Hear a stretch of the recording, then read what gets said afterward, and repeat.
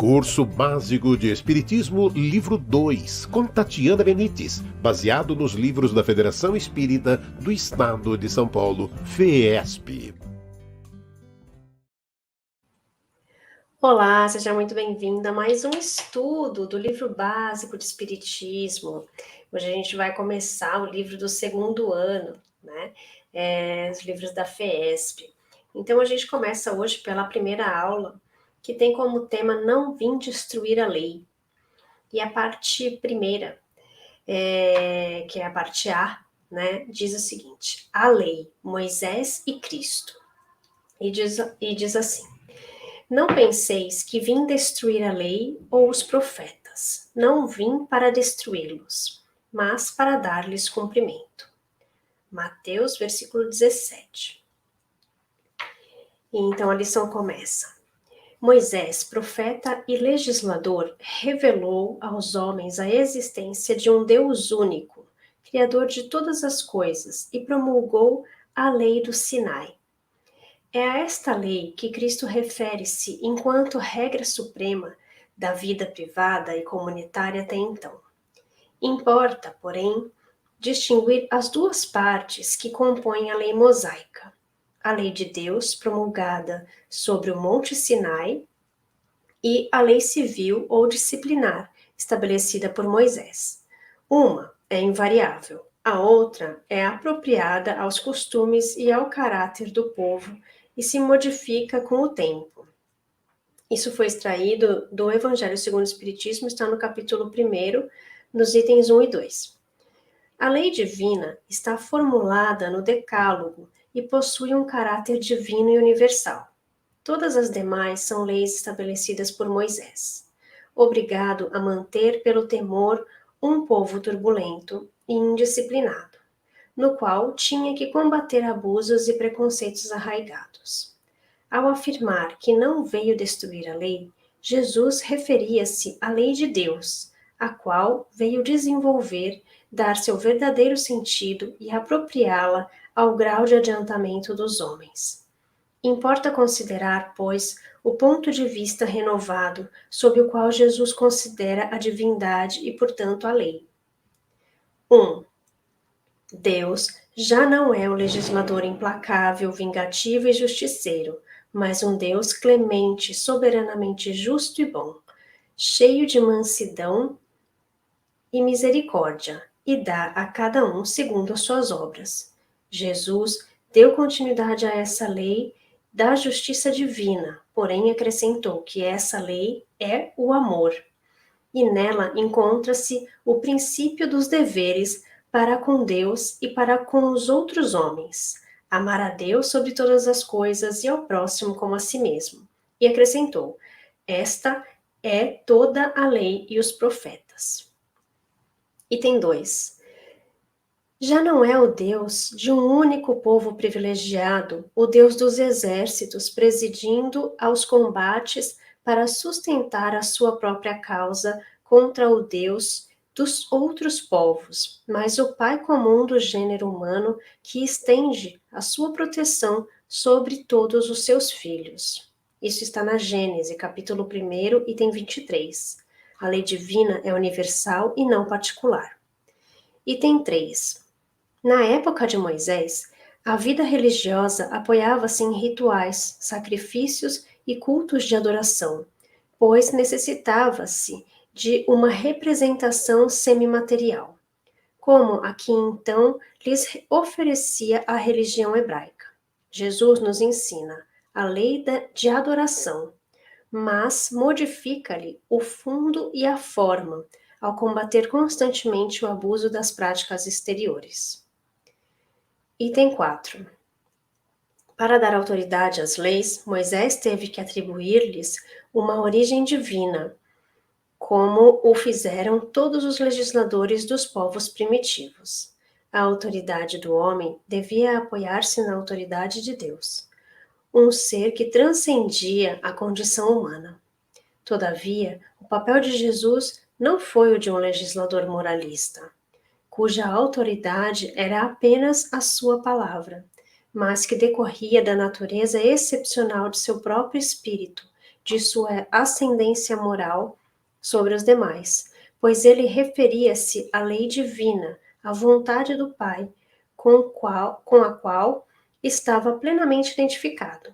A origem e natureza da lei divina não lhe era exterior, mas a vivenciava em si mesmo.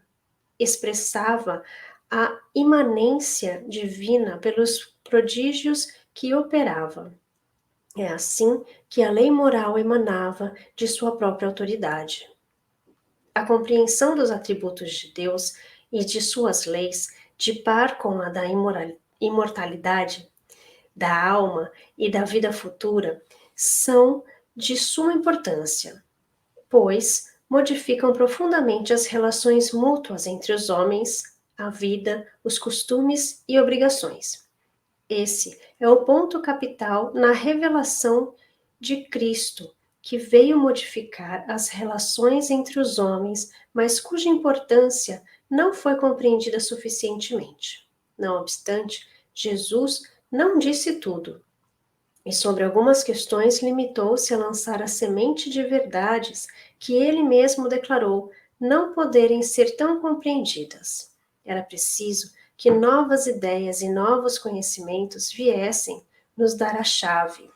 É assim que o Espiritismo, já mais amadurecido, o espírito humano, busca desvendar o sentido oculto e alegórico dessas verdades, fundamentando-as científica e racionalmente.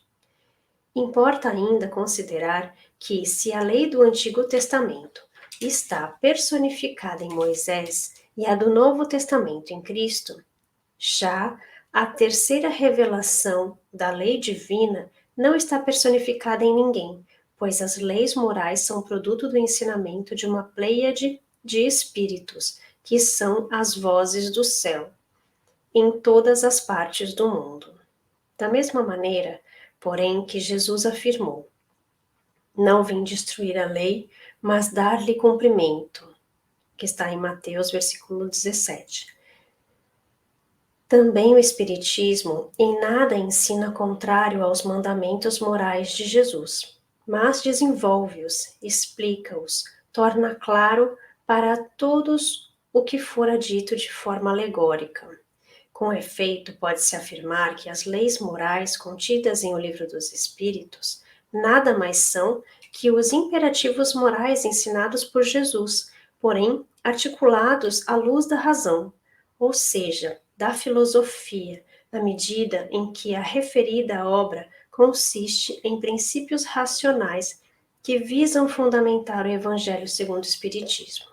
É assim que a lei divina evolui para a consciência humana, segundo a capacidade cognitiva e a evolução dos homens. Do Decálogo, 10 mandamentos, as leis morais, foi Moisés que abriu o caminho. Jesus continuou a obra, o Espiritismo a concluirá. Isso está no Evangelho segundo o Espiritismo, capítulo 1, item 9. Olha só, termina essa parte primeira aqui, que é interessante, né? Então, primeiro precisou ouvir essa lei de Moisés, essa lei que a gente fala, lei mosaica. Quando fala lei mosaica, a gente está se referindo a essa lei de Moisés, né? Que são ali os 10 mandamentos. Ele trouxe essa mensagem naquele momento com o conhecimento que se tinha na época. Então, era dessa maneira que deveria ser falado para aqueles povos. Depois veio Jesus, e olha só que bonito, né?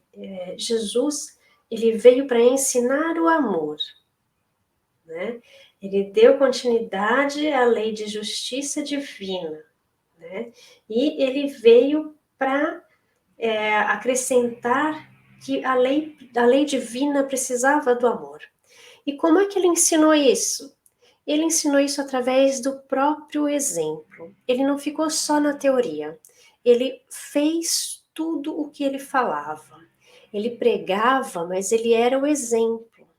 E depois veio o Espiritismo. que deu continuidade a isso.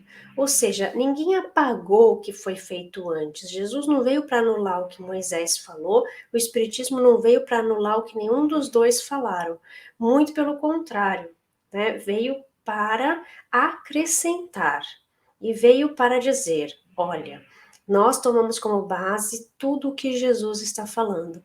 E quem está falando isso? Agora são os espíritos.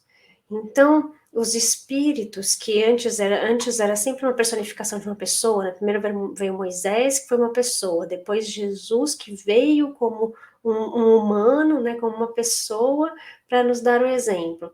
E depois não vem mais uma pessoa, vem vários espíritos para falar a mesma coisa. Temos que seguir os passos de Jesus. E temos que seguir não só estudando, não só falando, dando palavras bonitas e dando o nosso conhecer de que existem espíritos, mas colocando em prática a bondade e o amor, que foi o que nós aprendemos com o Evangelho de Jesus, né? Então, esse é o grande ensinamento aí dessa primeira parte. Aí a gente tem a segunda parte, que é a parte B, que tem o tema Aliança da Ciência com a Religião, a Nova Era. E então começa assim: a ciência e a religião são as duas alavancas da inteligência humana. Uma revela as leis do mundo material, a outra as leis do mundo moral. Uma busca a verdade por meio da razão, a outra por meio da fé. A incompatibilidade que se acredita existir entre essas duas ordens de ideias provém de uma falha de observação e do excesso de exclusivismo de uma e de outra parte. Isso está no Evangelho segundo o Espiritismo, capítulo 1, item 8. É assim que durante séculos, ciência e religião distanciaram-se, esta representando o saber divino e aquela expressão tão somente do saber mundano. A partir do século II depois de Cristo, com a decadência do Império Romano, o cristianismo expande-se e surge então a chamada patrística, filosofia dos padres, em busca de uma aliança entre a fé e a razão, a qual estende-se por todo o período da Idade Média. Surge já nessa fase Santo Agostinho, buscando conciliar o cristianismo com a filosofia de Platão.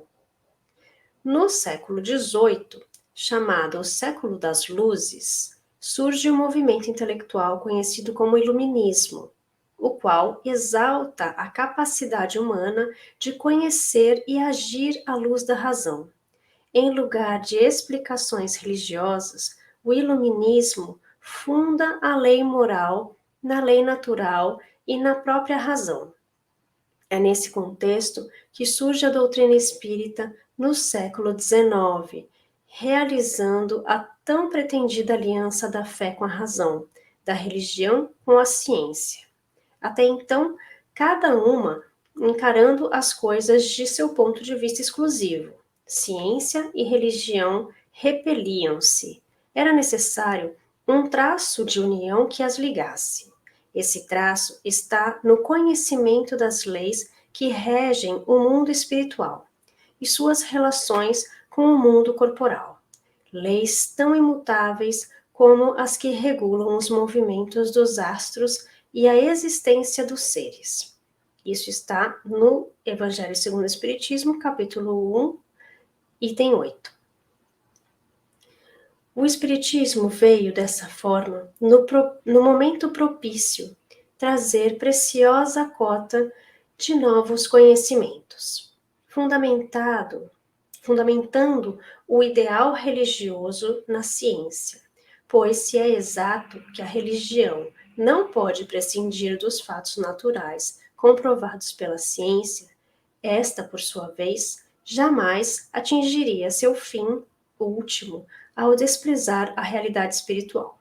São chegados os tempos em que a ciência, deixando de ser exclusivamente materialista, deve levar em conta o elemento espiritual, e em que a religião, deixando de desconhecer as leis orgânicas e imutáveis da matéria, essas duas forças apoiando-se mutuamente e marchando juntas, sirvam uma de apoio à outra. Evangelho segundo o Espiritismo, capítulo 1, item 8. É assim que se aproxima o momento que marcará a nova era da humanidade. É toda uma revolução moral que se realiza nessa passagem para a chamada civilização do espírito, que há de caracterizar o terceiro milênio. A ciência há de desenvolver-se gerada por interesses morais, e a religião há de dinamizar-se fundamentada na fenomenologia científica e na razão filosófica. Esses princípios fundamentais, porém, já tiveram início na antiguidade clássica, quando Sócrates e Platão já sedimentaram os pilares nos quais apoiar-se-ia o edifício da revolução moral da humanidade, e que seria a sede norteadora, ordenadora do reino de Deus entre os homens. Bom, a gente já viu que atualmente a ciência está caminhando junto com a religião, né? Porque hoje muitos médicos, muitos cientistas, eles já veem os estudos espirituais como algo plausível. Claro que não todos, né? Mas hoje nós já temos muitos médicos que estudam, por exemplo, o fenômeno da EQM, né? Que é o fenômeno da quase morte, onde a pessoa morre por alguns segundos e nesse momento ela tem ali algumas visões, ela vai para alguns lugares e as pessoas contam histórias sobre isso. Então existem já muitos cientistas e muitos médicos que já chegaram à conclusão da existência da nossa consciência fora do corpo, o que para nós seria o nosso espírito, mas eles vão chamar de consciência fora do corpo, porque fisicamente não é possível que uma pessoa tenha consciência enquanto o corpo morreu. Então existe algo mais. Como se essa pessoa morreu por alguns segundos, ela teve essa experiência naqueles segundos, né? Então, eles já chegaram à conclusão de que existe algo a mais. E então eles estão chamando isso de consciência fora do corpo. O que para nós espíritas é o nosso espírito. E o que a gente já estudou, que a gente já sabe que existe, né? Então, os médicos já estão trabalhando com essa teoria, já estão trabalhando com esses estudos. Isso é só uma pontinha, isso é só algo que eles estão estudando agora, mas tem muitas outras vertentes religiosas, por exemplo, o poder da fé, né, que eles também, os estudiosos também estão em cima dessas investigações. Então, a gente está caminhando junto, ou utilizando métodos científicos para fazer pesquisas religiosas também, como fez o nosso querido Allan Kardec, né, quando ele juntou evidências para fazer o livro dos espíritos, né, quando ele juntou todas as mensagens que eram iguais, de locais totalmente diferentes, de pessoas que não tinham nenhum contato, para ver que isso era uma evidência de que realmente existia um fenômeno que nós consideramos que são espíritos diferentes falando a mesma mensagem. E foi assim que ele construiu o livro dos Espíritos. Então, a gente vê aí que a gente tem um grande caminho ainda para trilhar, mas que a gente já tem esse movimento dentro da ciência se unindo com a religião. E isso foi feito com esse propósito, né? Então, Jesus não revelou tudo para nós, dizendo que nós não teríamos essa compreensão naquele momento e que isso mudaria. Então, a gente aos poucos também está progredindo para descobrir coisas novas. E vamos lá para a nossa terceira parte do livro, que é a parte C, que fala sobre Sócrates e Platão, precursores da doutrina cristã e do espiritismo. Segundo Allan Kardec, em O Evangelho segundo o Espiritismo, as grandes ideias não aparecem nunca de súbito. As que têm a verdade por base contam sempre com precursores que lhes preparam parcialmente o caminho. Assim aconteceu com as ideias cristãs que foram pressentidas muitos séculos antes de Jesus e dos essênios, e das quais foram Sócrates e Platão os principais precursores. Isso está no Evangelho segundo o Espiritismo, na introdução, na parte 4. Sócrates, do século V a.C., como Cristo, foi condenado à morte por haver atacado as crenças tradicionais e colocar a virtude mundanos. Assim como Jesus foi acusado pelos fariseus de corromper o povo com seus ensinamentos, Sócrates foi acusado de corromper a juventude ao ir contra os valores vigentes. Platão é uma das maiores figuras da filosofia de todos os tempos. Sua grandeza destaca-se não só por ser a primeira no tempo, mas seu poderoso apelo para ideais ultraterrenos. É uma das mensagens mais nobres comunicadas à humanidade. Ele ensina o desprezo pelos prazeres, honras e riquezas, a renúncia aos bens do corpo e deste mundo, e prova a existência de uma esfera inteligível e imaterial, a única pela qual vale a pena viver. Eis algumas citações que demonstram como Sócrates e Platão já haviam pressentido as ideias cristãs, assim como os seguintes princípios básicos do Espiritismo. 1. A pré-existência da alma. O homem é uma alma encarnada. Antes da sua encarnação, ela existia junto aos modelos primordiais, às ideias do verdadeiro, do bem e do belo. Separou-se deles ao encarnar-se e, lembrando seu passado, sente-se mais ou menos atormentada pelo desejo de a eles voltar. Isso está no Evangelho segundo o Espiritismo, na introdução, na parte 5, item 1. Temos aqui a doutrina da pré-existência da alma e da vaga intuição que ela conserva da existência de outro mundo, ao qual aspira a retornar. Item 2. Pluralidade das existências. A alma impura encontra-se pesada e é novamente arrastada para o mundo visível, pelo horror ao que é invisível e imaterial. Ela vagueia, então, segundo se diz, pelos lugares onde carrega as penas de sua vida passada, até que os apetites inerentes à sua forma material a devolvam a um corpo.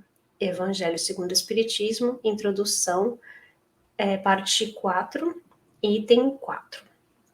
Não somente o princípio da reencarnação está aqui claramente expresso, mas também o estado das almas que ainda se acham sob o domínio da matéria é descrito tal como o Espiritismo demonstra. Afirma ainda que a reencarnação é uma consequência da impureza da alma, enquanto que as almas purificadas estão livres dela. Item 3. A possibilidade de comunicação entre o mundo espiritual e o mundo material. Os demônios, preenchem o espaço que separa o céu da terra. São o laço que liga o grande todo consigo mesmo. A divindade não entra jamais em comunicação direta com os homens, mas é para meio dos demônios que os deuses se relacionam e conversam com eles, seja durante o estado de vigília, seja durante o sono. Evangelho segundo o Espiritismo, introdução, parte 4, item 6.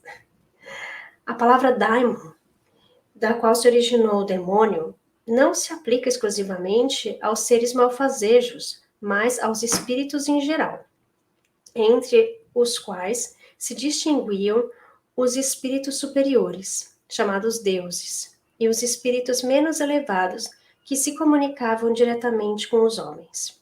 O Espiritismo também ensina que Deus não se comunica com os homens senão por intermédio dos espíritos puros, encarregados de nos transmitir a sua vontade, e que os espíritos se comunicam conosco durante o estado de vigília e durante o sono. Evangelho segundo o Espiritismo, introdução, parte 4, item 6. E o último item 4, o amor, lei universal. Chamo de homem vicioso ao amante vulgar que ama mais ao corpo que à alma. O amor está por toda a natureza e incita-nos a exercer a nossa inteligência. Encontramo-lo até no movimento dos astros. Evangelho segundo o Espiritismo, introdução, parte 4, item 7. Platão, qual Jesus, ressaltou a importância do amor como meio de superar a condição de seres meramente mortais, visto ser a própria lei da natureza, portanto, fonte de sabedoria e verdade. Assim, também o cristianismo possui como máxima fundamental a prática do amor, enquanto lei universal a reger os seres e, portanto, essencial à felicidade dos homens. Vê-se assim que a doutrina espírita possui fundamentos na própria tradição filosófica e que as grandes verdades já são conhecidas pelos espíritos adiantados, incumbidos de revelá-las gradativamente aos homens. Olha só que interessante, né? Então, antes de Jesus, nós tivemos aí Sócrates e Platão, que falavam já de tudo isso, já falavam da alma, da pré-existência da alma, da pluralidade das existências, ou seja, da reencarnação, né? Nós vamos viver novamente, né? Da possibilidade da comunicação com o mundo espiritual. Falava de nós darmos mais valor ao que era espiritual do que o que era material. E falava, do que eu mais gosto de falar, né, da lei de amor, né, do amor como base para todas as coisas. Então, tudo isso não era uma novidade, não deveria ser uma novidade para nós, porque isso já havia sido falado. É que nós não temos o costume de estudar filosofia, estudar os grandes pensadores, as pessoas boas que passaram pela Terra. Eu acho que a gente tinha que ter uma disciplina na escola que estudasse os bons exemplos. O que vocês acham? Eu acho que isso seria muito válido, porque a gente precisa de bons exemplos. Quem sabe um dia também nos tornarmos bons exemplos para alguém. Não precisa ser para toda a humanidade, mas que seja para alguém, para uma pessoa que está do teu lado, ou para uma pessoa que você encontrou e falou algo. Então, que a gente consiga ser um pouco melhor conosco mesmos e seguir esses exemplos de luz que nós já tivemos, né? Então, nós aqui vimos a questão, quem já passou por aqui, que deixou alguns exemplos para nós. Hoje a gente falou de Moisés, de Jesus, falou de Sócrates e Platão. Olha só como é interessante a gente estudar o Espiritismo. O Espiritismo também é muita cultura, gente. Bom, espero que isso tenha servido para vocês refletirem, buscarem mais conhecimento e que a gente se vê na próxima semana, na próxima aula. Um beijo, fiquem com Deus. Curso Básico de Espiritismo, livro 2, com Tatiana Benites, baseado nos livros da Federação Espírita do Estado de São Paulo, FEESP.